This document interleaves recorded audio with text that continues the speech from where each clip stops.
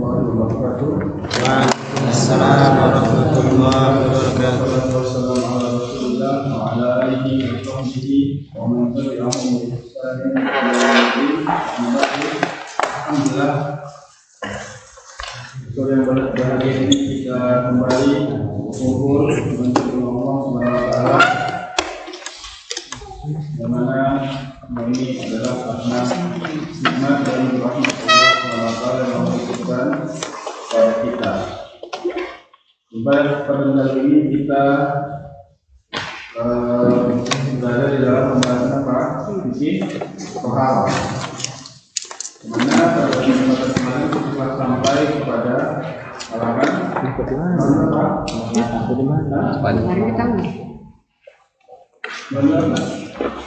belum dibahas ya, mualah.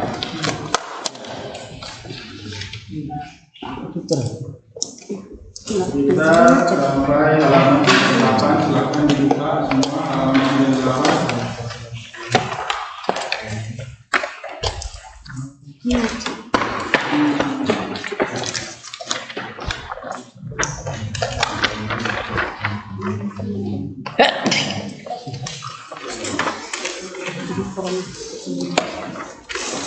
Ya, di sini halaman 8 kita telah membahas tentang para wudhu. Para wudhu artinya adalah wajib atau fardu wudhu. Ya, jika dikatakan itu berarti itu dia sampai derajat rukun. Ya, jika dikerjakan maka wudhunya batal. Kembali kemarin kita mencampurkan antara yang wajib dan yang rukun, dan kita telah membedakan antara yang mana yang wajib, yang mana yang rukun. Seperti niat itu dia rukun syarat, ya.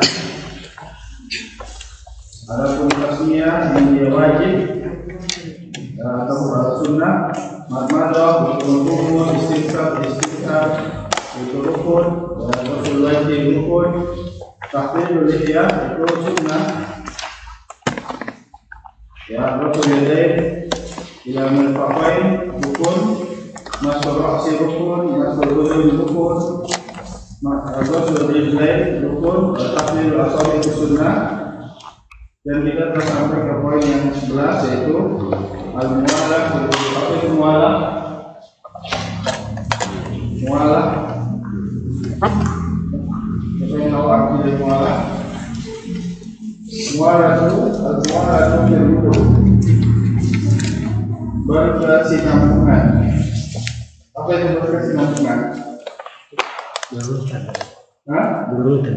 tertib. Itu ada pembahasan lagi setelah ini. Mualah itu berkesinambungan. Kalau berurutan itu tertib, mualah itu berkesinambungan artinya sudah, misalnya dia sudah mencuci tangan ya sampai sikut, nah dia langsung membasuh atau mengusap kepala. Itu dia berlangsungan, nggak habis cuci tangan dia main-main dulu sampai kering baru dia basuh kepala. Baru dia mengusap kepala, itu namanya tidak mualah atau tidak berkesinambungan. Jadi langsung dulu bukan langsung gitu ya, waktunya sebentar jedanya.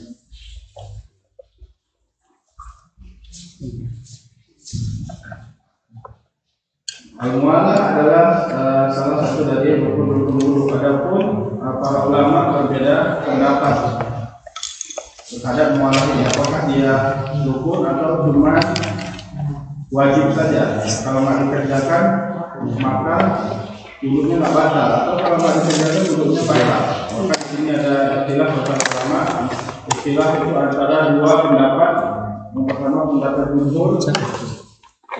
Kalau di sini disebutkan ada 3, ya. Nah, di sini mualah wudhu di salah satu aqwal ada 3 pendapat. Ahadumma, ada yang mengatakan wujub mutlaq, ya, yaitu dia wajib menjadi rukun secara mutlak, ya. Itu adalah pendapat Imam Ahmad, ya, yang mana itu adalah wajib secara mutlak. Yang kedua, tidak wajib secara mutlak, ya, ada menuju mutlakon. Itu adalah pendapat Imam Abu Hanifah. Nah, yang ketiga itu pertengahan, itu wajib ya apabila ada uzur maka boleh tidak mualah kalau ada uzur. Uzurnya apa? Kalau misalkan dia udah habis cuci tangan ya atau mencuci tangan sampai sikut, kemudian rupanya airnya habis ya, dia cuma pakai airnya habis atau masih tiba-tiba ada air lagi tempat lain, maka boleh dia menundanya sampai ada air lagi ya. Nah baru dia mencuci kepala dan mencuci kaki, baru dia sholat ya. Itu maksudnya dari uzur. Kan tapi kalau waktunya sampai nggak memungkinkan untuk ditunggu, maka dia harus tayamum karena jika melewati waktu sholat.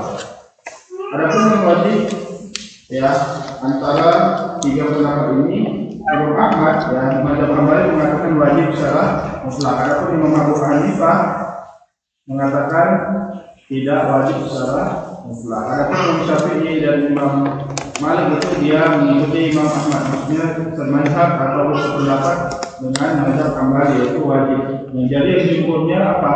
Ya, wajib. Kenapa berbeda pendapat? Berbeda pendapat itu pada satu dalil, yaitu pada ayat. Ayat itu apa kemarin? Siapa yang menghafal? Tidak kuntum ila sholati faqtilu wujuhakum wa aydiyakum ila marafiq wa wamsahu bi ru'usikum wa arjulakum ila al-ka'bayn. Nah, lihat sini ada wa. Faqtilu berarti apa? Oke. Pak, yaitu artinya maka. Faqtilu wujuhakum wa aydiyakum. Nah, itu ada wa. Wa itu artinya apa? Wa lil aqab ya. Wa arjulakum ila ila marafiq wa wamsahu. Itu pakai wa juga. Kemudian wa arjulakum dan pakai wa juga. Nah, para ulama berbeda pendapat dengan makna waw ini. Kalau Imam jumhur yaitu Imam Syafi'i, Imam Ahmad dan Imam Malik mengatakan waw ini artinya dia mengandung mualah. Itu artinya ketika dikatakan waw maka setelah membasuh atau mencuci muka dia harus cepat-cepat mencuci tangan. Jadi mualah itu bermakna mubasyarah ya, mubasyarah. Yang tadi mualah itu berkesinambungan dari waw itu.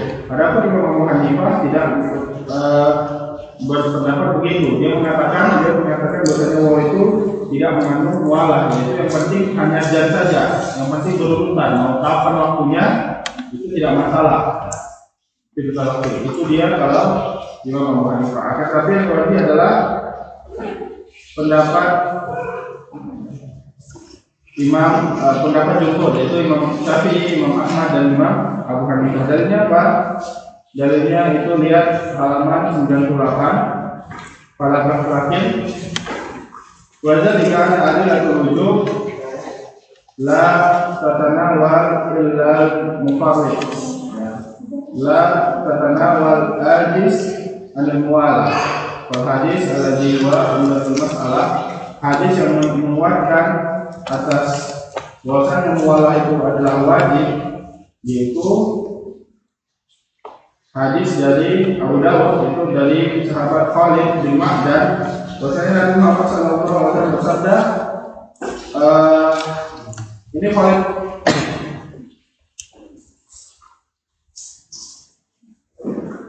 ya, bahwasanya Rasulullah melihat di sini annahu ra'a rajulan, bahwasanya Rasulullah melihat seseorang yang sholat. Nah, akan tapi wa fi dubri qadamihi lum'atun qadrul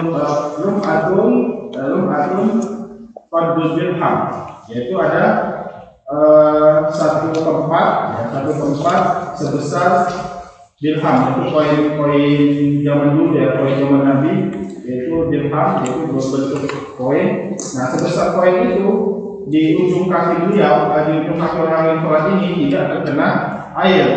Jadi dia wudhu, tapi kakinya di ujung kukunya ini ada yang tidak terkena air.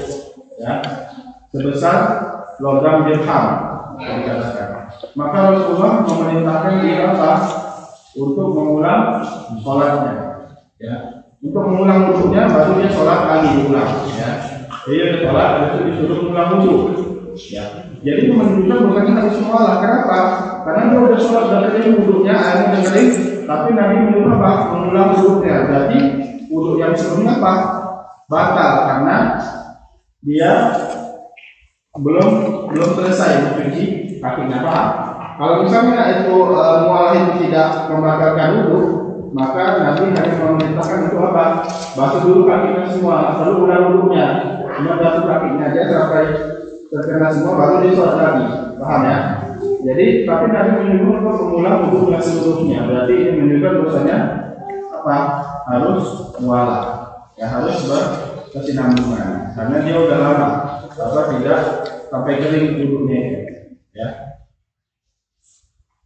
Maka ini adalah jelas-jelas menunjukkan bahwasanya diperintahkan untuk mengulang wudhu bagi orang yang mufarid. Mufarid ini adalah orang yang wudhunya sedikit-sedikit, maksudnya tidak banyak airnya, berkurang-kurang ya. Begitu juga ada hadis ya bahwasanya Rasulullah melihat di kaki para sahabat yang waktu itu sedang berduduk, mereka apa? Mengusap kaki mereka, mengusap bukan mencuci, karena mengikuti qiraah apa? Wa arjulikum, yang mengikuti wamsahu birusikum wa arjulikum, bukan wa arjulakum. Jadi diusap dengan air. Nah, ketika diusap ada bagian tumit yang tidak terkena air, maka Rasulullah bersabda wailul aqabi minan nar. Hati-hatilah orang yang tumit-tumitnya tidak terkena air wudhu, maka terancam neraka. Itu menunjukkan bahwasanya harus cuci kaki, dan yang pasti itu dia mualah. Menunjukkan bahwasanya pendapat yang lebih kuat yaitu adalah mengatakan bahwasanya mualah adalah wajib dan rukun. Jika tidak mualah, misalnya kita cuci muka habis itu ngobrol sampai kering, ya, ngobrol 5 menit, baru dia lanjut cuci tangan, maka ini dia tidak mualah, harus mulai dari awal, ya, dan seterusnya. Begitu juga dengan tartib, ya, di sini dia sebutkan tartib itu berurutan, jadi harus muka dulu, baru tangan, baru mengusap kepala, baru kaki. Nggak boleh kaki dulu, baru dia mengusap kepala, baru dia tangan, baru dia muka, itu tidak boleh. Kenapa? Karena waw di situ sama pendalilannya dengan waw itu yufidu berfaedah, yaitu menunjukkan kepada tartib, yaitu berurutan. Waw itu berurutan, bukan dengan summa. Summa itu jelas berurutan, tapi kalau waw ini dia pada ayat ini dia menunjukkan berurutan. Kenapa? Karena pada Nabi Muhammad SAW tidak pernah berwudu tidak berurutan, ya. Selalu dimulai dari muka, tidak ada yang kaki dulu, ya, hadisnya tidak ada. Paham ya? Berarti menunjukkan kepada mual dan tartib. Itu dia yang ke-11. Kemudian yang ke-12, at-tayammum. Apa itu tayammum? Tayammum. Ya, karena maksudnya mulai dari atau mendahulukan dari sebelah kanan, tayammum, ya. Tayammum itu artinya mulai dari sebelah kanan.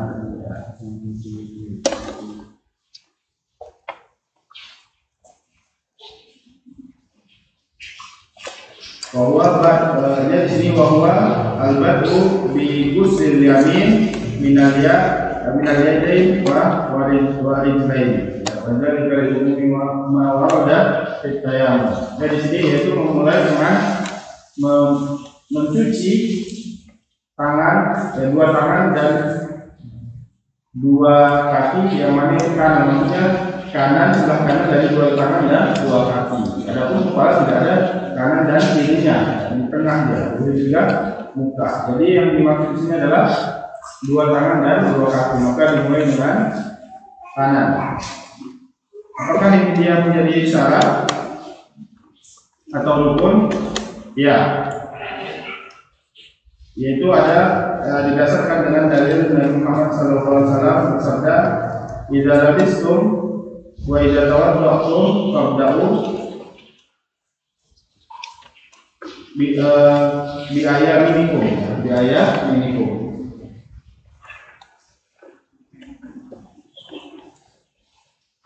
Ya, di sini bahwasanya hadis ini menunjukkan bahwasanya apabila kalian memakai baju atau ingin berwudu, maka mulailah dengan sebelah kanan kalian. Di sini menunjukkan bahwasanya tayamum itu dia wajib pada saat berwudu, tidak boleh pilih duluan. Itu yang berapa? 12. Sekarang yang 13. Adalku liman kana da syi'rin kathirin kasifin, yaitu adalku apa? Menggosok atau menggosok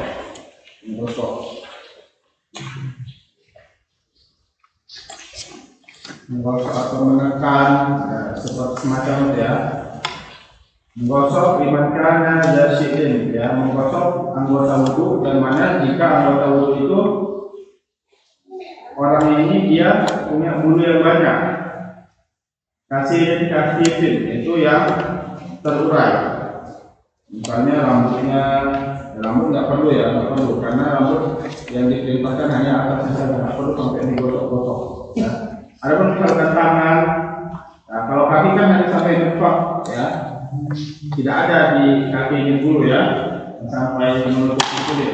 Yang kebanyakan di tangan, misalnya orang yang berbulu, ya, banyak, maka dia harus menekan, harus ada bulu. Dan itu wajib jika orangnya memang kulitnya itu banyak bulunya, ya. Adapun jika tidak ada bulunya, masih sedikit, maka itu dia tidak wajib. Jadi wajibnya ini pada orang yang banyak bulunya saja.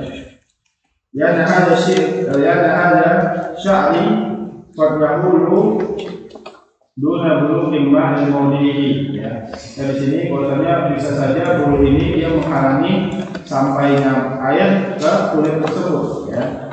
Jadi kalau disebutkan membasuh tangan, mencuci tangan, maka kulit tangan itu harus terkena air. Jadi jika terhalang dengan bulu, maka harus digosok atau ditekan adalku. Dan dalam ini wajib jika memang orang tersebut banyak bulunya. Kenapa? Yaitu adalah kaidah ma la yatimul wajib illa bihi, bahwa wajibnya ada sebuah kaidah pada usul fikih, yaitu ma la yatimul wajib illa bihi bahwa wajib. Setiap perkara yang mana kewajiban itu tidak sempurna dengannya, kecuali dengannya, maka perkara tersebut wajib. Paham ya? Maksudnya setiap perkara yang mana kewajiban tidak terpenuhi kecuali dengan perkara tersebut, maka perkara tersebut wajib. Contohnya adalku ini, ya, berwudu sampainya air ke kulit itu dia wajib, akan tapi terhalangi dengan bulu. Kalau bulunya banyak, maka jika tidak menggunakan adalku, dia tidak akan sampai kewajiban tersebut. Jadi harus dengan dalil itu, maka dalil tersebut hukumnya juga wajib. Contohnya belajar bahasa Arab, kita diperintahkan untuk memahami Al-Quran. Ya, memahami isi Al-Quran itu wajib. Ya, memahami isi Al-Quran tidak akan bisa dikerjakan kecuali dengan mempelajari bahasa Arab. Maka dia masuk kaidah ini, mana yang wajib lebih bahwa wajib. Ya, ketika kita tidak bisa memahami Al-Quran kecuali dengan mempelajari bahasa Arab, maka belajar bahasa Arab itu juga wajib. Itu dia maksudnya. Paham ya? Ini dia, kita telah selesai di dalam permasalahan rukun wudu, ya. Dan sekarang kita masuk kepada sunnah. Tadi itu rukun dan kewajiban wudu. Dan sekarang masuk kepada sunnah wudu, sunnah. Ya, nama dari sunnah. Yang pertama, as-siwak. Siwak itu dia maksudnya menggosok gigi, ya menggosok gigi. Dikauli sallallahu alaihi wasallam. Dan ini adalah sabda Nabi Muhammad sallallahu alaihi wasallam, "Laula an asyqa ala ummati la amartuhum bisiwaki ma'akul wudu." Ya, dari sini jikalau tidak memberatkan bagi umatku, maka aku akan memerintahkan untuk mereka untuk bersiwak atau menggosok gigi ma'akul wudu pada setiap akhir wudhu, ya, atau sebelum atau sesudah wudhu, ya. Tetapi hal ini memberatkan umat Nabi Muhammad SAW, maka beliau tidak mewajibkan, ya. Beliau hanya mensunahkan, ya. Jadi di sini lama tuh, maka tapi tidak diperintahkan, ya. Akan tapi Nabi terus melakukan siwak sebelum dan sudah wudhu, maka perbuatan siwak ini menjadi hal yang sunnah. Begitu juga untuk orang yang berpuasa, maka disunahkan dia untuk bersiwak. Yang mana di dalam siwak itu mempunyai zat-zat yang masuk ke dalam mulut orang yang berpuasa. Di sini menunjukkan dosanya zat yang masuk ke dalam mulut, mau hidung, mau telinga, mau mata, yang mana dia tidak bukan sebagai makan dan minum, ya, bukan sebagai pengganti atau memberi gizi, maka dia tidak mengapa. Vitamin, ya, vaksin dan seterusnya. Vitamin dimakan itu udah masuk rongga, kan kita udah bahas kemarin, hilangnya itu dia memberikan gizi sama masuk rongga mulut. Walaupun dia kayak vitamin tidak memberikan gizi tapi masuk rongga mulut, dia sudah batal. Tapi kalau vitamin nggak masuk rongga mulut, nggak masuk rongga tenggorokan, tapi dia tidak memberikan gizi, maka dia tidak batal seperti vaksin. Tapi kalau misalnya infus, dia nggak masuk rongga mulut, tapi dia mengganti makanan, ya, maka dia tidak membatalkan. Itu hilangnya dua itu. Kita bahas di puasa kemarin, ya, hukum saum. Yang kedua yang disunahkan adalah ghusl kafain di awal wudu. Ya, ini yang kita bahas kemarin, yaitu membasuh dua tangan sebelum buka. Ini dia maksudnya yang sebelum buka, bukan yang tangan sampai muka, kan, tapi yang sebelum buka, cuman pergerakan sampai pergelangan tangan saja. Maka itu dia sunnah, bukan wajib. Walaupun kemarin kita sudah jelaskan persisihannya ada banyak.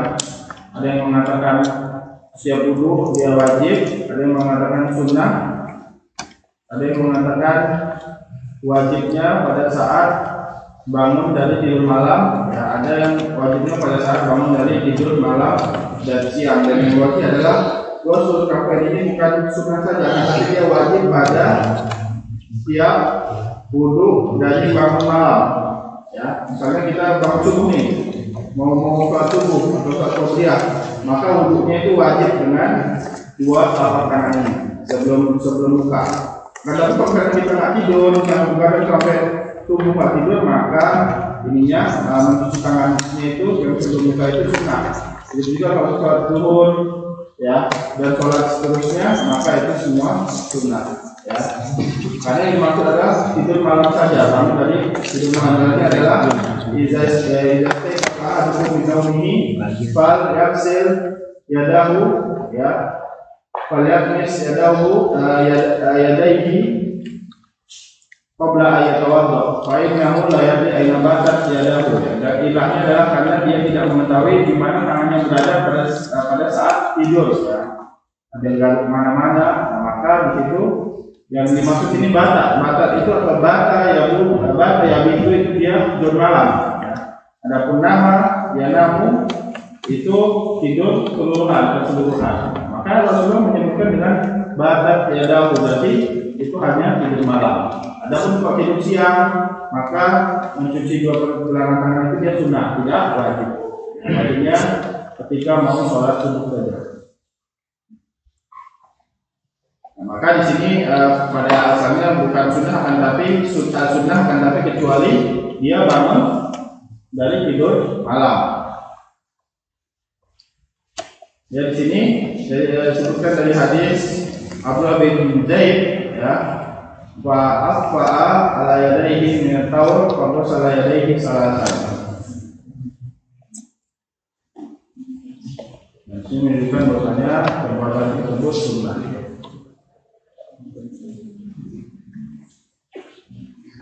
Oke, dari hadis Umran, ya, hadis dari Umran, fa'afrada ala kafaihi salah samirahin fabasalahumah. Maka beliau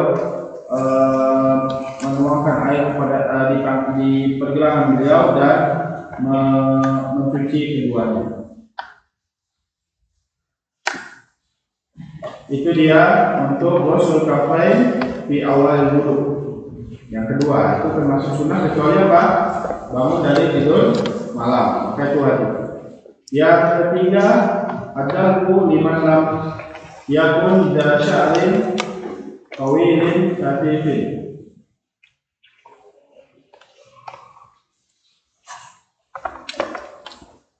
Ya, di sini adalku yaitu menggosok lagi, tapi bagi orang yang tidak mempunyai bulu yang lebat. Kalau tadi dia wajib jika dia mempunyai bulu yang lebat. Tapi sekarang permasalahannya kalau orang yang nggak punya bulu lebat yang biasa-biasa saja, tapi dia kalau mau menggosok wajib nggak? Ya maka hukumnya sunnah. Kenapa? Karena ilahnya tadi tidak ada, yaitu tidak ada yang menghalanginya, ya, untuk air itu sampai ke kulitnya.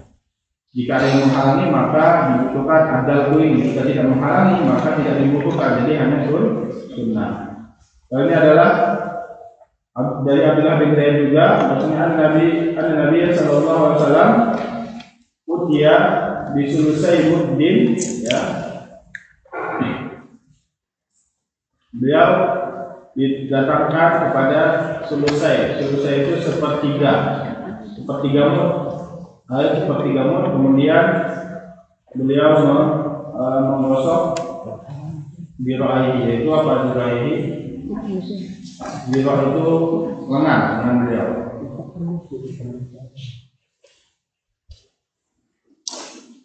Maka ini sunnah jika dia orangnya tidak banyak bulunya. Yang keempat, taslisul al-ghusl. Taslisul ghusl. Apa itu taslis?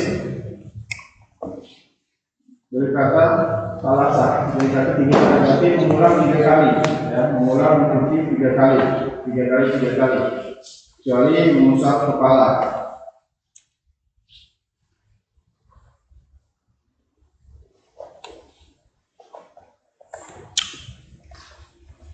Walaupun mengusap kepala ini ada riwayat Nabi Muhammad SAW mengusap 3 kali, yang bertanya saja itu, tetapi itu riwayatnya dhaif dan syadz. Maka yang wajib adalah beliau mengusap sekali saja secara keseluruhan kepala.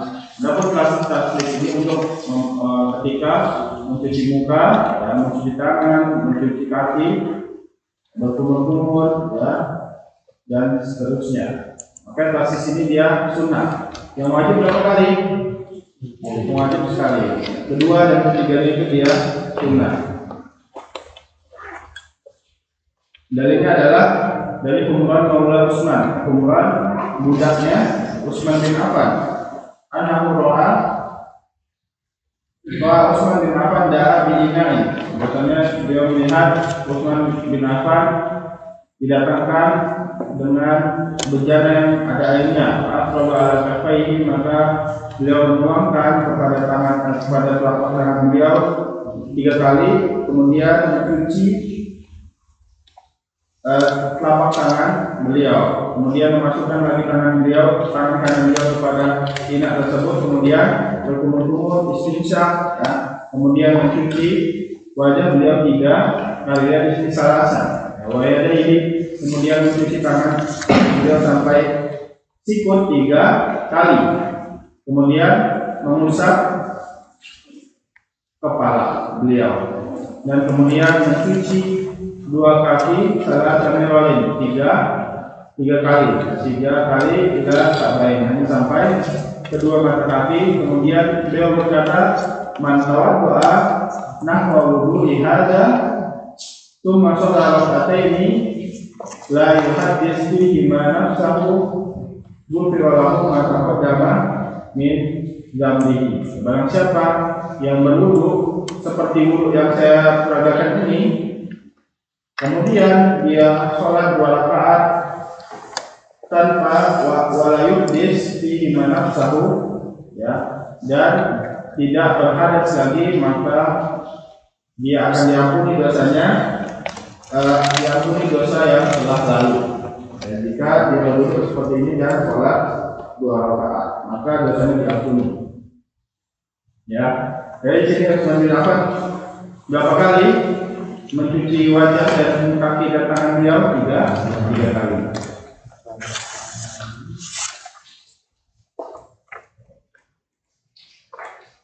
Begitu juga di hadis selanjutnya itu Abdullah bin Umar, yang beliau tawadhu salasan. Ya, ada yang berduduk 3 kali, kayak sunnah. Begitu juga Rasulullah ada yang diriwayatkan berduduk marratain 2 kali. Ya, hadis Abdullah bin Zaid, ada Nabi sallallahu alaihi wasallam tawadhu marratain. Ya. Abu Hurairah juga melihatkan anak Nabi sallallahu alaihi wasallam tawadhu marratain, berarti boleh 2 kali.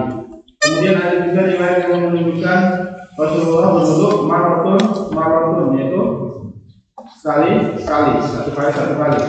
Di hadis Ibnu Abbas, tawadhu Nabi sallallahu alaihi wasallam maratun atau maratan 2 kali, sekali. Nah, dan boleh juga kemarin ada yang nanya, boleh tak sekali 2 kali, habis itu yang kakinya 3 kali, ya gitu ya, kemarin ya. Maka itu Allah itu boleh, ya, karena ada riwayatnya dari hadis Nabi Muhammad SAW, ya, itu boleh. Yang penting dia tidak lebih dari 3, yang menurut itu lebih dari 3, ya.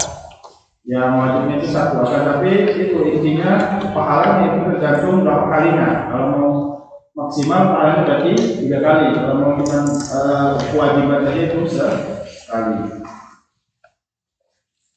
Yaitu dalil dari Amr bin Yahya, kakeknya Amr bin Yahya, bahwasanya dia ditanya tentang wudhu Nabi, maka dia bisa mengatakannya, yaitu ketika diambil air maka beliau wudhu, ya, memasukkan menuangkan air ke tangan beliau, kemudian mencucinya 2 kali. Cuci tangan yang pertama beliau 2 kali, kemudian berkumur, kemudian istinsyaq 3 kali. Kemudian mencuci tangan setelah wajah itu 3 kali. Kemudian mencuci wajah beliau 3 kali. Kemudian mencuci tangan sampai sikut itu 2 kali. Jadi ada yang 2, 3, 2, ya. Kemudian beliau mengusap kepala beliau dan kaki beliau itu 3 kali. Jadi bisa 2, bisa 3, bisa 1. Paham ya? Itu taslis. Yang ketiga, yang keempat. Iya. 4 kali 2 kali. Ya. Iya, 4 kali. 2 kali. Berarti yang kelima sekarang, yang yang keempat doa ba'dahu. Jadi sunahkan berdoa setelah wudhu. Dari sana jelas ada, yaitu sabda Nabi Muhammad SAW, ma minkum min ahadin yatawadda fayablughul wudu thumma yaqul asyhadu an la ilaha illallah wa anna Muhammadan abduhu wa rasuluhu illa futihat lahu abwabul jannah at-tamaniyah yadkhulu min ayyiha syaa. Nah, di sini diriwayatkan dari hadis sahih akhrajahu Muslim. Berarti ini hadis yang sahih. Barang siapa dari kalian yang berwudu, kemudian wudunya sempurna, kemudian setelah itu membaca asyhadu an la ilaha illallah wa anna Muhammadan abduhu wa rasuluh, yaitu dia doa setelah wudu, yaitu asyhadu an la ilaha illallah wa asyhadu anna Muhammadan abduhu wa rasuluh, atau asyhadu an la ilaha illallah wa anna Muhammadan abduhu wa rasuluh. ya, maka kecuali akan dibukakan 8 pintu surga dan dia bisa masuk ke dalamnya dengan memilihnya di mana dia masuk. Nah, itu nanti pada hari kiamat. Ya, pada hari kiamat. Itu dia balasan orang yang membaca doa setelah wudu. Asyhadu an la ilaha illallah wa anna muhammadan abduhu wa rasuluh. Keempat. Yang kelima, sholat rakaataini ba'dahu. Ya, disunahkan ketika selesai wudu itu sholat 2 rakaat. Maka ini adalah sholat muqayyad, sholat sunnah muqayyad, yaitu yang ada dalilnya yaitu sholat sunnah setelah wudu, sholat sunnah ba'da wudu. Hadisnya adalah hadis Abu Hurairah. Maksudnya Nabi Muhammad SAW qala Bilal, berkata kepada Bilal, yaitu Bilal ini adalah seorang budak yang mana tadinya adalah budak dari kafir Quraisy, ya, Umayyah atau Abu Jahal, budak dari Abu Jahal, kemudian dibebaskan oleh Abu Bakar As-Siddiq. Yang mana Bilal ini dia tadinya adalah orang Ethiopia yang bersama keluarga di ibu ayah, dan beliau itu pergi ke Mekah, kemudian di tengah jalan dirampok, ya, dibegal, baru diikat ketiga-tiganya, kemudian dijual terpisah. Maksudnya satu di pasar sini, satu di pasar sini, dan dapatlah Bilal ini di Mekah, dibeli oleh Abu Jahal, atau Umayyah kalau tidak salah. Ya, kemudian menjadi budak, ya. Kemudian dia beriman kepada Allah dan kepada Rasulullah, maka disiksa, ya. Kisahnya kita tahu, ya. Disiksa, ditimpa batu di padang panas, ya, sampai akhirnya dibebaskan oleh Abu Bakar As-Siddiq. Nah, si Bilal ini adalah muadzin Rasulullah yang paling di azan pertama. Azan pertama, ya, misalnya kalau kita azan jam 5, jam berapa azan di sini? Jam pertama jam 5 gitu. Ya, jam 5 kalau misalnya di luar itu jam 5 kurang, ya. Jam 5 kurang. Kalau kita jam 5 lebih, ya. Kalau ya, biasanya azannya jam 5. Nah, maka misalnya beliau Bilal azannya jam setengah 5 atau jam 4, ya. Adapun untuk muadzin yang kedua adalah Abdullah bin Ummi Maktum yang ada di kisah Abasa atau Allah. Nah, Bilal ini ditanya oleh Rasulullah pada saat sholat subuh, ya Bilal, hadis ini bi'arja amal tahu fil Islam. Wahai Bilal, kasih tahu aku. Pada Rasulullah itu belum tahu, kasih tahu aku sholat yang paling amalan yang paling kamu sering kerjakan pada saat di dalam Islam ini. Fa inni sami'tu dafa na'laika baina yadayya fil jannah. Dari sini sungguhnya aku mendengar ketukan atau hentakan dari sendalmu di depanku di surga. Jadi udah mendahului Nabi di jalannya, ya. Ini di surga ini baik Rasulullah pada saat mimpi atau pada saat Isra atau pada saat Mi'raj, ya. Pada saat Isra Mi'raj. Nah, maka dia mendengar ada terompah atau suara sendal Bilal. Maka dia menjawab, ma'alim tu amalan anja indi anni lam atasahhar tahuran fi sa'atil lailin aw naharin illa salaitu bidzalika tuhur ma kutiba li an usolli. Di sini saya tidak tahu, ya Rasulullah, amalan yang membuatku, ya, kau kabarkan ada terompah, ada bunyi sendal itu. Tetapi yang paling saya sering lakukan, bahwasanya saya tidak pernah berwudu kecuali mau itu di siang malam, kecuali saya setelah wudu itu sholat dua rakaat, ya, setelah berwudu itu dia. Nah, maka Rasulullah di riwayat yang lain dijelaskan falizalika, maka karena itu kamu terdengar sendalnya. Maka di sini Bilal sudah dijamin masuk surga oleh Nabi Muhammad SAW. Maka Nabi Muhammad juga tidak beliau diberikan wahyu terhadap sholat ini. Maka pada saat ditanya beliau diberikan wahyu bahwasanya sholat ini disunahkan. Ya. Apakah itu bid'ah? Kan belum diajarkan, tidak tiba-tiba ada sholat duluan. Tidak ada yang ditambah-tambah dan tidak ada yang dikurang-kurang dalam sholat itu. Ya. Jadi Bilal ini sholat 2 rakaat seperti biasa, sholat sudah seperti biasa, tetapi Bilal ini selalu sholatnya itu setelah wudhu. Ya. Maka di sini bukan bid'ah, kenapa? Karena sudah ada dalilnya. Setelah itu dikasih tahu ya bahwasanya itu sunnah oleh Nabi Muhammad SAW. Ya.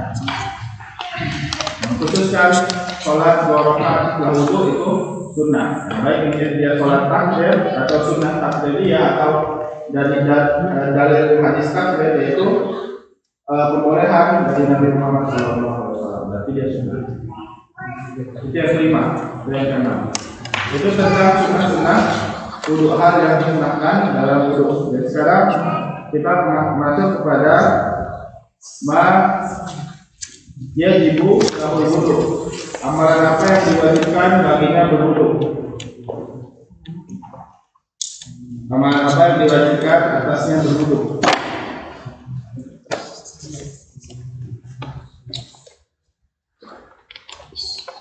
Yang pertama sholat. Jelas ya, sholat diwajibkan atas amalan ini berwudhu terlebih dahulu. Jadi syarat sah sholat adalah berwudhu atau hal. Kawan-kawan apa sholat nafilah, baik dia sholat wajib atau sholat sunnah.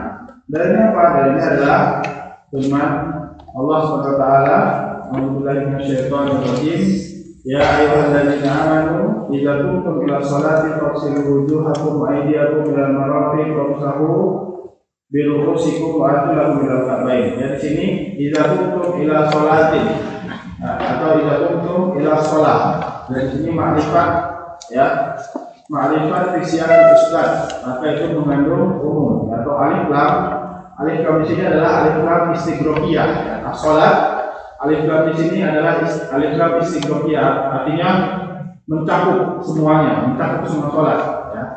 Seperti wal asr, innal insana, lihat situ ada alif lam al insana, maka itu alif lam istighraqiyah, semua manusia yang ada terkecuali. Ya. Semua manusia itu dalam kesengsaraan illa, maka di situ dikecualikan yang amanu, ya amru sholat dan seterusnya. Begitu juga di sholat, semua sholat, mau itu sholat wajib, mau sholat sunnah. Ya, ketika kalian mau sholat maka diwajibkan berwudhu.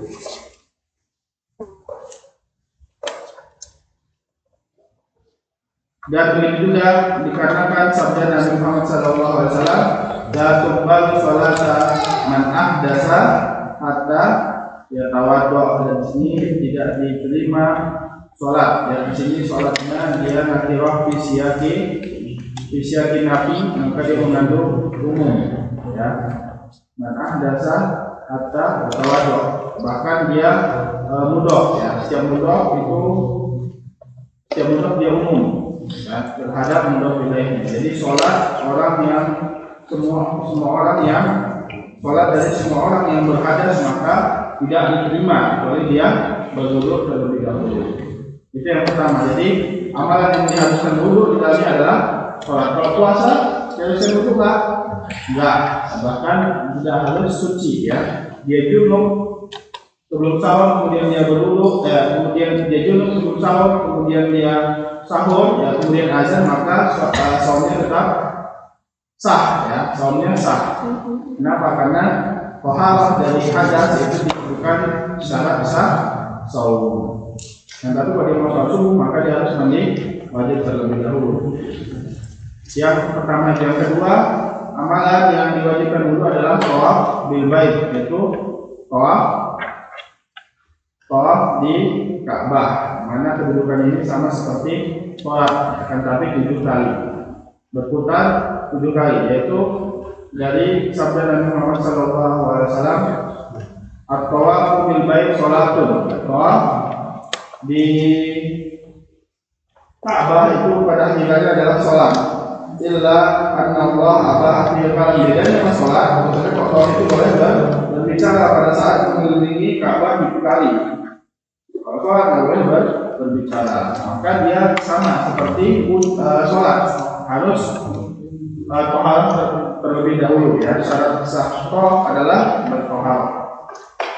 Makanya ini sangat memberatkan oleh mazhab Syafi'i kalau misalnya menyentuh wanita itu membatalkan wudhu, karena tawaf ini dia ada dipisahkan nggak, wanita di sini laki-laki sini nggak ada kan, campur semuanya. Nah maka kalau nggak sengaja dia supaya bersenggol atau mendorong dan menyentuh wanita, sudah putaran kelima mau nggak mau dia harus wudhu lagi. Jika dia berpendapat bahwasanya menyentuh wanita itu membatalkan wudhu, ya, karena dia udah berwudhu nih, habis itu dia putar 2, 3, 4, 5. Kemudian tidak sengaja didorong, apalagi itu ketika dorong-dorongan bertawaf ya, tersentuh wanita, maka mau nggak mau dia harus menurut lagi, ulang dari awal. Ya. Maka pendapat ini itu yang menunjukkan bahwasanya kalau menyentuh wanita itu tidak membatalkan wudhu karena sangat memberatkan.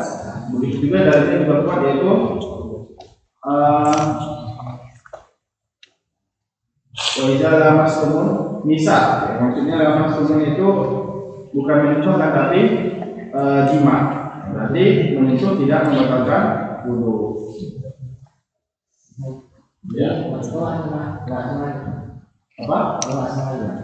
Kalau nggak sengaja, yaitu menyentuhnya mau sengaja nggak sengaja, kalau ada tapi dia tetap batal. Ataupun adapun yang wajib itu tidak batal kecuali sampai 5 ya, sampai bertubuh maka itu jelas batal. Akan tapi kalau menyentuh dia, ada sebagian ulama yang mengatakan kalau menyentuhnya pakai syahwat sengaja itu yang batal, kalau menyentuhnya cuma nggak sengaja itu membatalkan, tapi itu tidak. Itu ada pendapat ulama, dan itu tidak ada yang mengklasifikasikan seperti itu. Yang wajibnya itu tidak batal kecuali dia jima, karena Allah langsung menyiksa itu maksudnya adalah jima. Ya. Itu juga begitu juga menyentuh zakat. Ya. Maka itu tidak membatalkan. Ada ulama yang mengklasifikasikan kalau pakai telapaknya itu batal, kalau pakai depannya nggak batal, atau menyentuhnya pakai syahwat itu batal, kalau menyentuhnya nggak sengaja cuma batal itu nggak batal dan seterusnya. Maka itu pada hakikatnya tidak ada, itu hanya pendapat ulama yang wajibnya dia tidak batal, akan tapi digunakan berwudhu ya. Walaupun ada hadis Nabi Muhammad SAW, man massa dzakarahu falyatawaddo, barang siapa yang menyentuh kemaluannya maka dia berwudhu. Ada juga hadis Nabi Muhammad SAW yang ketika ditanya bagaimana jika aku menyentuh kemaluan, maka alaisa dzalika bibuka, ya apakah itu bukankah itu termasuk dari bagian tubuh kamu, sama seperti tangan, ya kan, sama bagian tubuh. Maka jika ada hadis yang bertentangan dua hadis ini, maka harus digabungkan, yaitu dengan menggabungkan kembali perintah pada tawaf itu adalah menunjukkan kepada sunnah, disunahkan untuk berwudhu bukan wajib. Nanti dia tidak membatalkan wudhu. Paham ya? Ini untuk amalan yang mengharuskan wudhu cuma 2, yaitu sholat dan tawaf. Adapun zakat nggak perlu wudhu ya, atau apalagi puasa ya, baca Quran dan seterusnya tidak perlu berwudhu terlebih dahulu.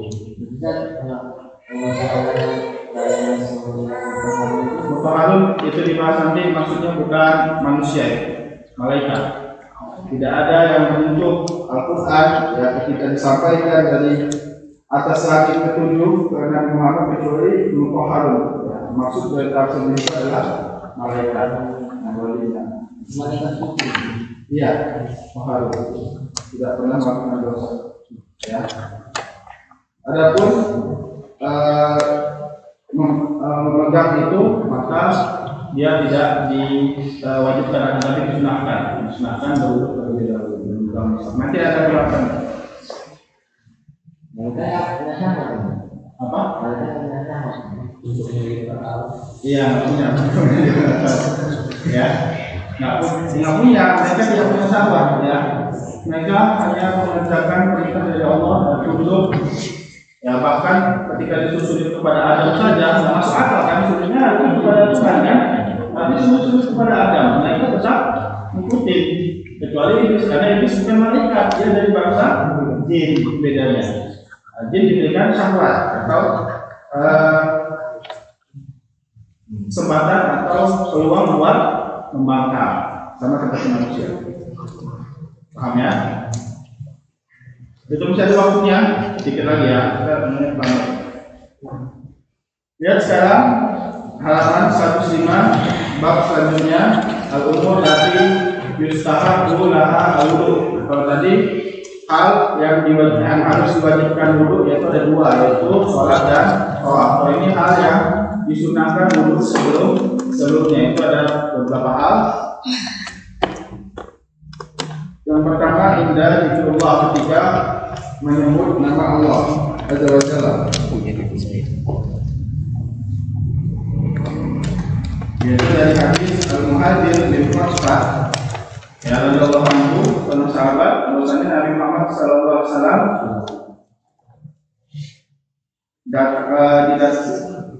dia mendatangi Nabi Muhammad sallallahu alaihi wasallam dan Nabi Muhammad sedang pipis atau sedang kencing. Akan tapi tidak dibatasi terkali ya, agak jauh ada pembatasnya. Nabi Muhammad ditolak ya, di semak-semak, maksudnya di tempat memang khusus buat kencing. Tapi orang ini datang di depan tempat itu, ya. Wasallam alaihi, dan memberikan salam kepada Nabi, dan Nabi tidak menjawabnya sampai Nabi berwudu dulu, ya. Karena kencing kan sudah tidak suci, ya. Habis itu berwudu, kemudian beliau meminta maaf. Ini karahtu an-adkurullah illa ala tuhrin. Saya membenci, saya tidak mau untuk menyebut Allah kecuali ketika sudah suci. Ini menunjukkan bahwasanya itu adalah hal yang disunahkan, yaitu berwudu, ya. Jadi menyebut Allah ketika pada saat suci saja itu disunahkan, berwudu terlebih dahulu. Adapun menyebut nama Allah ketika tidak suci maka tidak berdosa.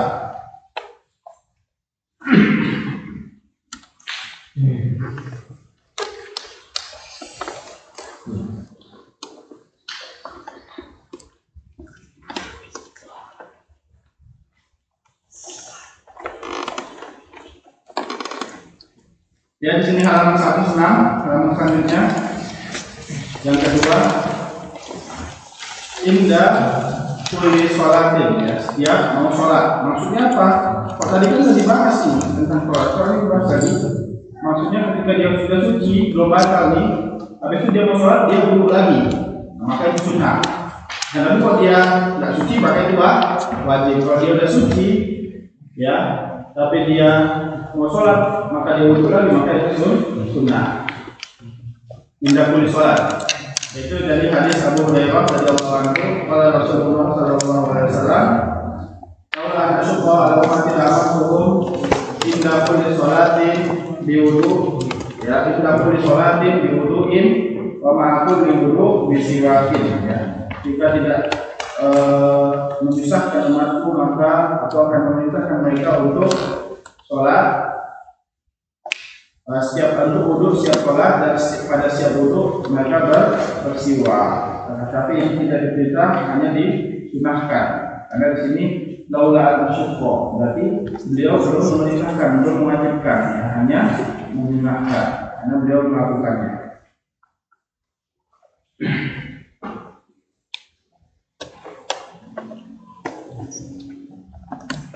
Itu jelas ya. Yang kedua, tidak ada perselisihan. Yang ketiga di sini al-wudu indah kulli hadas. Ya, walaupun dia tidak sholat, ya, bukan waktu sholat, misalnya jam 2 siang, belum asar, habis itu dia kencing, maka dia wudu dulu, langsung wudu. Nah, ini dia yang dimaksud dari poin yang ketiga, wudu indah kulli hadas. Ya. Maka itu disunahkan, walaupun dia tidak mau sholat, maksudnya bukan masuk waktu sholat. Maka dia wudu setiap habis berhadas, habis kencing dia wudu, habis kencing dia wudu, maka ini disunahkan. Hadisnya apa? Hadisnya adalah Buraidah bin Usaid, hadis Buraidah bin Usaid yang berkata bahwasanya asbaha Rasulullah sallallahu alaihi wasallam yauman wada'a Bilal. Maka Rasulullah pada saat pagi-pagi, asbaha ini pagi-pagi ya. Pada pagi-pagi datang, kemudian beliau memanggil Bilal. Faqala ya Bilal, wahai Bilal, apa yang menyebabkan mendahuluiku pada saat di surga? Jadi Bilal ini sudah mendahului, maksudnya sendalnya ada, ya, mendahului Rasulullah pada saat di surga. Berarti udah dicop nih, jadi cop, maksudnya nanti bakal masuk surga, maksudnya udah ada sendalnya. Ya, ini dakhalul bari hatal jannah. Ya, jadi di sini ini dakhalul bari hatal jannah. Ya, jadi pada saat malam-malam baik di mimpi atau pada saat di suami ya Rasulullah di perjalanan surga wasami itu, maka saya dengar khoshatuka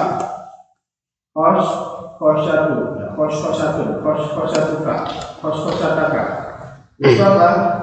Jejak, ya, jejak langkah atau ketukan sendal kamu di depanku, dari depan Rasulullah, jadi dia mendahului dari luar dia. Maka bila berkata ya Rasulullah, ma'azanku qatun illa salatu raka'ataini wala asabani hadatsun qatun illa tawaddu indahu. Ya Rasulullah, saya tidak pernah azan kecuali saya sholat dulu, ya. Saya tidak pernah azan kecuali saya sholat setelahnya, dan saya tidak pernah berduduk kecuali saya dan saya tidak pernah terkena hadas kecuali saya berduduk setelahnya. Maka Rasulullah bersabda bihaza, karena ini kamu sendalnya sudah masuk duluan ke surga, mendahului itu di surga. Karena amalan jika amalannya menyebabkan seorang masuk surga. Yang ketiga, disunahkan pada setiap hadas. Yang keempat, disunahkan wudhu min hamil mayit, ketika membawa mayit, ya, membawa kerandanya, walaupun dia nggak megang mayitnya, jika membawa kerandanya saja, ya, maka dia disunahkan berwudhu, bukan mengikuti di belakangnya. Jadi kalau membawa berarti dia yang megang, maka dia disunahkan berwudhu. Disunahkan, kalau dia mau wudhu juga nggak masalah, ya, karena sunnah. Dari apa? Dari sabda Nabi Muhammad SAW, "Man ghusala maitan falyagtasil wa man hamalahu falyatawadda." Barang siapa yang memandikan jenazah maka dia harus mandi wajib, ya. Dan barang siapa yang membawa jenazah maka dia harus berwudu. Dia di sini. Ya. Kalau memandikan mayat maka dia diwajibkan untuk mandi wajib. Ya, adapun ketika membawa mayat maka dia disunahkan untuk berwudu. Hadisnya hadis yang diriwayatkan dari Imam Ahmad. Di sini kenapa disunahkan tidak diwajibkan? Padahal di sini ada lam ya. Lam pada fi'il mudhari pada tawaddu, ya. Harusnya dia setelah adalah wajib, karena yang pertama hadis ini dia tidak kuat, ya. Asal Dawu Ahmad diriwayatkan Imam Ahmad dan Abu Dawud, ya. Tidak ada yang mensahihkan menurutnya. Dan yang kedua bertentangan dengan hadis lain yang mana, ya, ketika ada sahabat yang bawa dia tidak berwudu. Jadi digabungkan antara dua hadis menjadi maksudnya adalah bukan wajib tapi sunnah. Bisa kalau berwudu dalam kita bawa mayat wajib, ya. Berwudunya sunnah. Kalau memandikan mayat baru dia diharuskan diwajibkan mandi wajib. Ya, kalau memandikan, kalau membawa dia berwudu. Paham ya? Yang keempat, yang kelima, al-wudu lil junub yazama duna kisal, ya. Berwudu kepada orang yang junub malam-malam ketika dia belum mau mandi. Misalnya jam 1 malam dia mimpi basah, terbangun. Apakah dia langsung mandi malam-malam? Enggak, dia wudu dulu, baru tidur. Nanti mau bangun subuh baru dia mandi subuh. Paham ya? Nah, ini dia maksudnya. Jadi itu disunahkan. Mau dia langsung tidur ke wudu, kecuali nanti bangunnya subuh nggak apa-apa, ya. Kan tapi nanti setelah dia harus mandi wajib. Hadisnya banyak ya, diriwayatkan dari Ummi Abi Salamah, ya. An Abi Salamah. Qala sa'altu Aisyah. Dia di sini. Abi Salamah adalah istri dari ada suami dari Ummu Salamah, ya. Jadi pada saat Abu Salamah masih hidup, habis itu Abu Salamah meninggal, Ummu Salamah dinikahi oleh Nabi. Pada saat masih hidup, Aisyah sudah dinikahi oleh Nabi, ya. Maka Abu Salamah ini bertanya kepada Aisyah, ya, apakah Nabi pada saat junub mau tidur beliau akan Nabi Sallallahu Alaihi Wasallam yang berwajib, apakah Nabi langsung tidur ketika dia junub? Maka Aisyah menjawab, "Na'am," tapi dia berwudu terlebih dahulu. Ya. "Na'am," wahai kawan, ya. Dia mau tidur berwudu dulu, tidak mandi wajib, kecuali mau sholat. Kemudian dari Ibnu Umar, ya.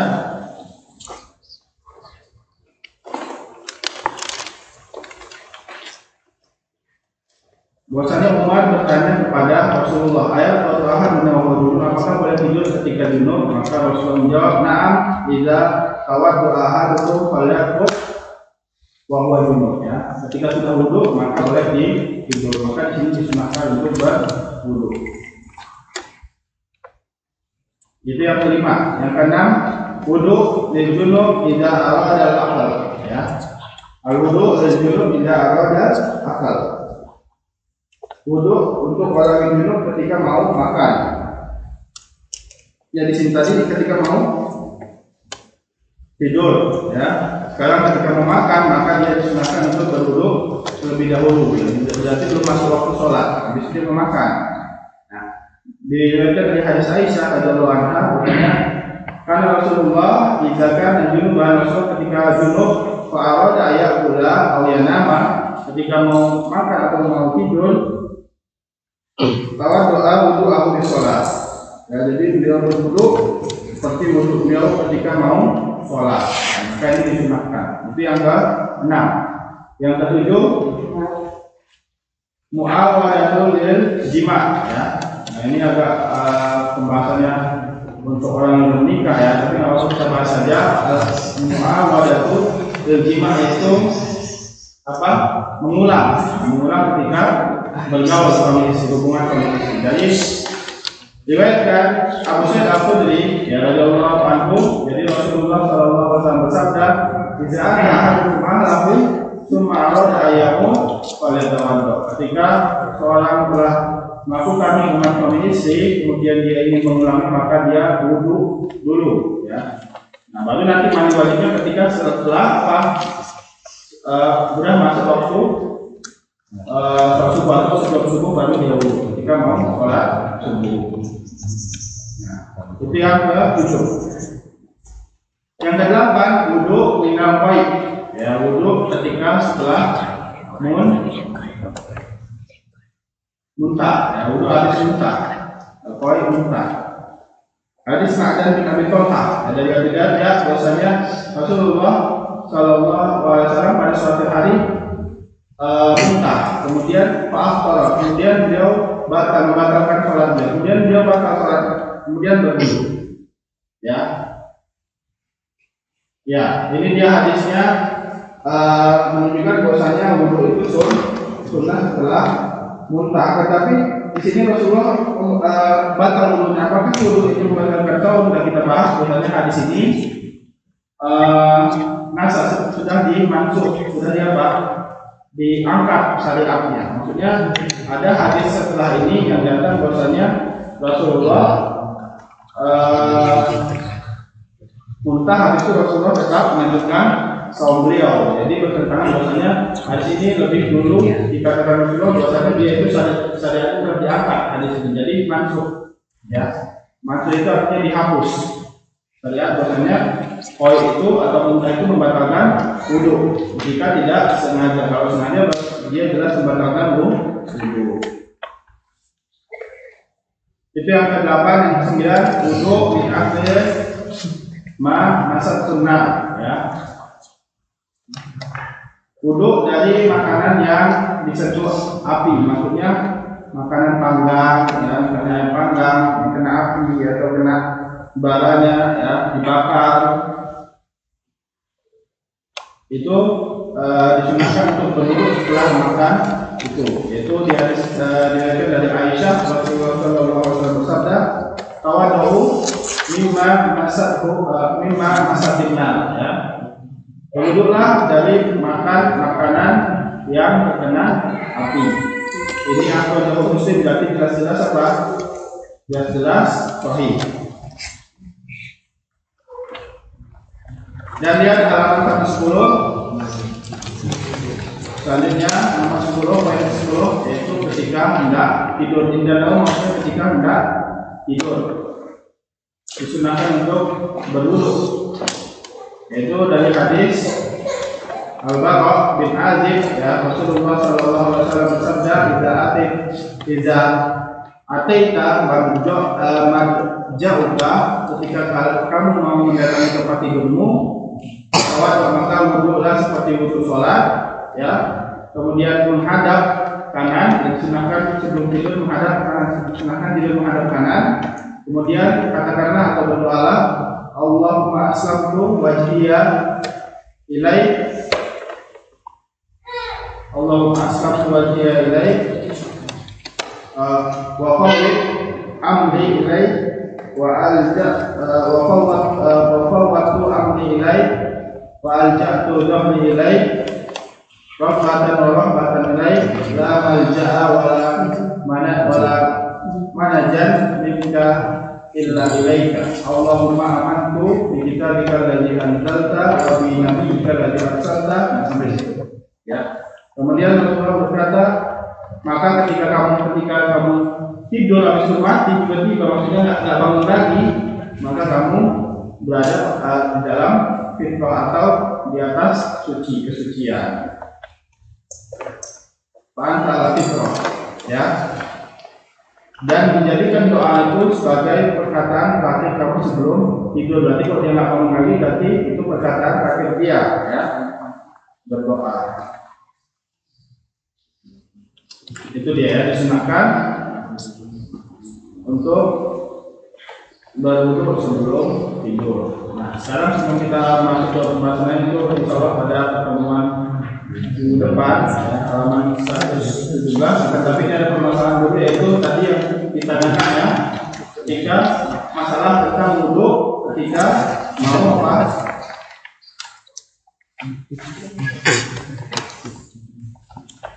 Wudu ketika memegang Al-Quran atau membaca Al-Quran, ya. Beda sama HP, ya. HP kita baca pakai HP. Al-Quran itu dia namanya mushaf enggak? Enggak, namanya Al-Quran. Nah, jadi tidak diharuskan berwudu, ya. Dia disunahkan saja. Akan tapi yang diselisihkan di sini adalah mushaf, yaitu Quran yang seperti kita lihat di situ. Ya, pokoknya Quran yang biasa, ya, yang ada jilidnya, itu dia mushaf. Maka di sini diperselisihkan para ulama, ya, di atas dua pendapat. Adapun jumhur, ya, Imam Abu Hanifah, Imam Malik, Imam Syafi'i, Imam Ahmad mengatakan bahwasanya itu mushaf ini dia harus berwudu, ya. Karena mereka berempat seperti tadi, ya, ini sebenarnya luas, ya. Bisa kita katakan berwudu sebelum memegang Al-Quran itu jelas wajib. Kenapa? Karena dalilnya tadi seperti katakan apa tadi? Ayatnya la yamassu illa al-mutahharun. Tergantung tafsir dari ayat tersebut. Ya, jika beliau berpendapat bahwasanya yang dimaksud adalah Ibnu Adam, ya, jadi berarti dia itu larangan memegang Al-Quran kecuali orang-orang yang telah suci, yaitu dari hadas, maka jelas tidak boleh memegang Al-Quran kecuali harus berwudu dulu, berarti wajib berwudu. Itu dia. Adapun pendapat ahli dzahir, ya, bahwasanya yang dimaksud mutahhar itu adalah malaikat, dan di sini bebas kita, ya, pada asalnya bebas karena masalah fikih ini luas, ya. Jadi disunahkan, berarti ditekankan untuk berwudu. Jadi ada dua pendapat yang mengatakan bahwasanya la masalah larangan, ya. tidak boleh memenuhi kecuali Ibnu Adam yang anak-anak Adam yang suci. Ada yang mengatakan mufasir bahwasanya layak masuk dalam mutahharun itu adalah khobar, ya. Ya, Allah mengatakan kabar bahwasanya pada saat diturunkan Al-Quran itu tidak ada yang menyentuh Al-Quran itu kecuali malaikat yang suci, maksudnya malaikat Jibril, ya.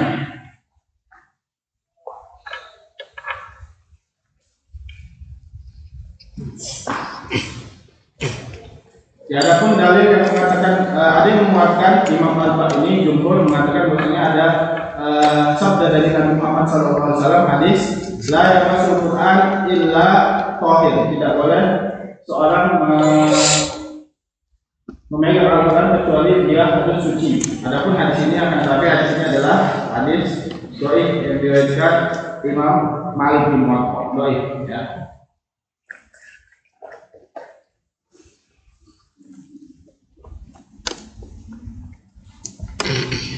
Adapun pendapat yang mengatakan bahwasanya memegang Al-Quran maksudnya tidak diwajibkan berwudu sebelum untuk memegang mushaf, tidak diwajibkan, maka dia berpendapat bahwasanya membaca Al-Quran tidak diharapkan harus berwudu terlebih dahulu, apalagi memegang mushafnya. Dan seterusnya, Allah kita boleh memilih yang manapun. Dan yang lebih wajib di sini yang jelas itu adalah pendapat yang jumhur, yang lebih banyak pendapatnya, ya, yaitu wajib. Ya. Jadi kalau misalnya berhadas disunahkan atau lebih baik atau diwajibkan itu untuk apa? Berwudu terlebih dahulu baru dia megang mushaf. Ya, silakan untuk yang bertanya. Ya. Kalau mandi biasa itu udah termasuk wudu kan? Mandi biasa enggak, kecuali mandi wajib. Ya. Mandi biasa makanya dia mandi. Habis itu dia kencing di situ, habis itu dia mandi. Ya, habis kencing mandi. Tapi dia enggak niat mandi wajib, habis itu dia langsung sholat enggak sah sholatnya. Kenapa? Karena tadi dia kencing. Dan niatnya enggak mandi wajib. Tapi kalau dia kencing habis itu dia mandi wajib, berarti enggak perlu wudu sholatnya, enggak sah. Habis itu bukan dia kencing habis itu mandi, habis itu dia wudu, maka itu enggak masalah. Ya, karena di amal ini tergantung dengan niat yang amal niat dan amal itu awal. Kalau dia mandinya diniatkan, walaupun dia nggak mengikuti kita cara mandi wajib, kan harus menggosok-gosok rambut dulu, akan tapi jika niatnya mandi wajib maka dia sudah termasuk mandi wajib. Tapi kalau mandi biasa itu nggak, kecuali pendapat Imam Abu Hanifah yang tidak memakai ini niat, ya, yang seperti yang sudah kita bahas ada ibadah makruh belum makruh. Jadi Abu Hanifah mengatakan mandi wajib ini dia nggak perlu niat, jadi udah mandi biasa itu udah mandi wajib, ya. Maka tapi yang wajib itu harus dengan niat, ya. Wudu mandi wajib harus dengan niat, paham ya? Saya bertanya lagi, ya. Kalau mandi wajib itu kan sebelumnya kan disunahkan ambil wudu seperti sholat, ya. Jadi ketika udah siap wudu baru mandi, di tengah kita mandi itu kita buang air kecil gitu kan, tertentu itu kita ulang lagi wudunya seperti dari awal atau kita lanjutkan Wudunya, ya. Wudunya ulang dari awal. Iya, wudunya. Berarti mandi wajibnya pun jadi batal kan? Enggak, mandi wajibnya enggak. Wudunya saja. Karena mandi wajib itu yang penting inti dari mandi wajib itu dia terkena air dari ujung rambut sampai ujung kaki. Enggak perlu harus kita pakai tata cara pada asalnya. Tapi tata cara semua itu adalah sunnah. Kalau misalnya kita mau mandi wajib kita tinggal hitung di rambut itu habis itu lagi itu udah mandi wajib ketika kita niat. Tapi tata cara yang disebutkan di dalam hadis itu sunnah, semuanya sunnah. Ya. Ada wudu, maka wudu itu jelas ada tata caranya, ya. Nggak bisa kita cuma silam-silam aja. Maka itu basal kalau misalnya kencing di yang tengah. Ada pun mandi wajib enggak. Adapun wudu pada saat mandi wajib di akhirnya itu kan sunnah, termasuk wudu yang sunnah. Ya, karena kita mandi wajibnya sudah, gitu kan? Maka tidak apa-apa mau wudu lagi, mau diulang atau nggak wudu lagi nggak apa-apa. Karena itu sunnah. Yang disebutkan di hadis secara mandi wajib itu semuanya sunnah. Yang wajibnya hanya sampai air kepada seluruh tubuh kita dari ujung rambut sampai ujung kaki. Makanya di situ ada ini kan menggosok-gosok rambut kan. Kenapa? Karena harus sampai ke kulit kepala. Nggak boleh yaitu dengan menyiram atau nyemplung itu udah sampai semua. Jadi kalau udah kita lakukan sunnah itu sebelum mandi wajib, setelah mandi wajib nggak apa-apa nggak dulu lagi sah. Nggak apa-apa.